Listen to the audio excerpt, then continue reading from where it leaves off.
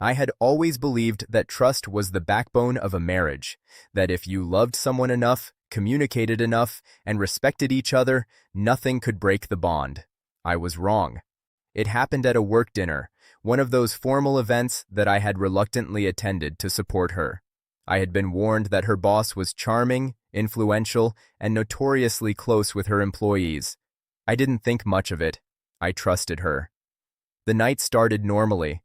The room was filled with colleagues, chatter, and the faint clinking of glasses. I stayed on the sidelines, making polite conversation with people I barely knew while she floated around, laughing, attentive, engaged. Then it happened. She came over, smiling at me, and said she needed to step outside for a moment with her boss.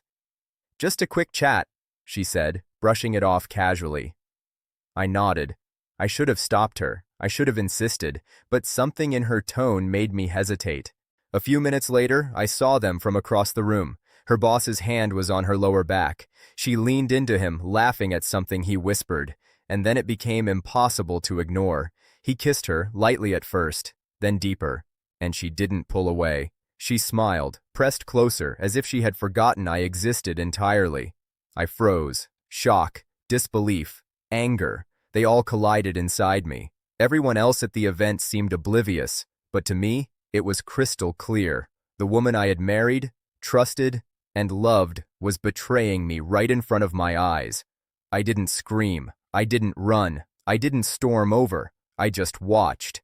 And in that moment, a cold clarity settled over me.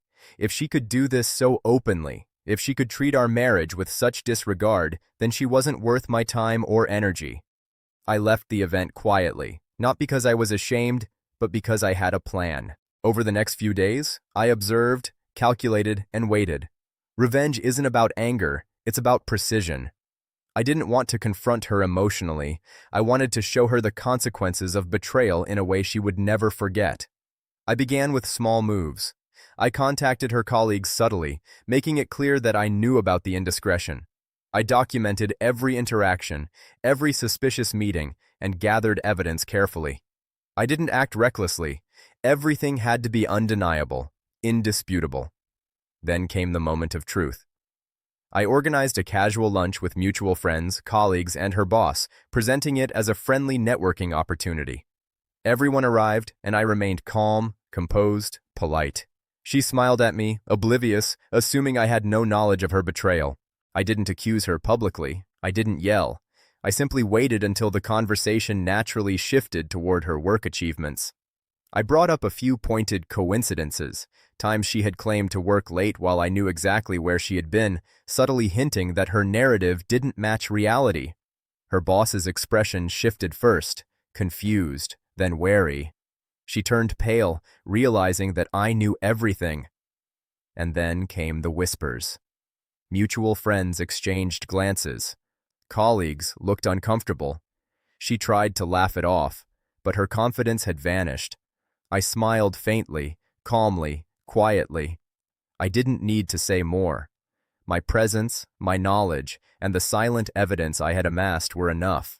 She understood without a single word that her betrayal had consequences. The aftermath was quiet but effective. She tried to regain control, tried to explain, tried to deflect, but I had already withdrawn my trust. I focused on myself, my career, and my life outside the chaos she had created. Her embarrassment and guilt were lessons she couldn't ignore, and I didn't have to enforce them. Life did it for me. Reflecting on the experience, I realized that betrayal isn't always loud. Sometimes it's casual, open, and in plain sight. And sometimes the best revenge isn't confrontation or humiliation. It's quiet, deliberate action that restores your dignity and ensures that the person who wronged you can never repeat the same mistakes without consequences. I didn't yell, I didn't scream, and I didn't break down. I simply observed, planned, and acted. And in the end, I didn't just reclaim my life. I reminded her, and everyone involved, that betrayal has a cost, and sometimes that cost is silent but unforgettable.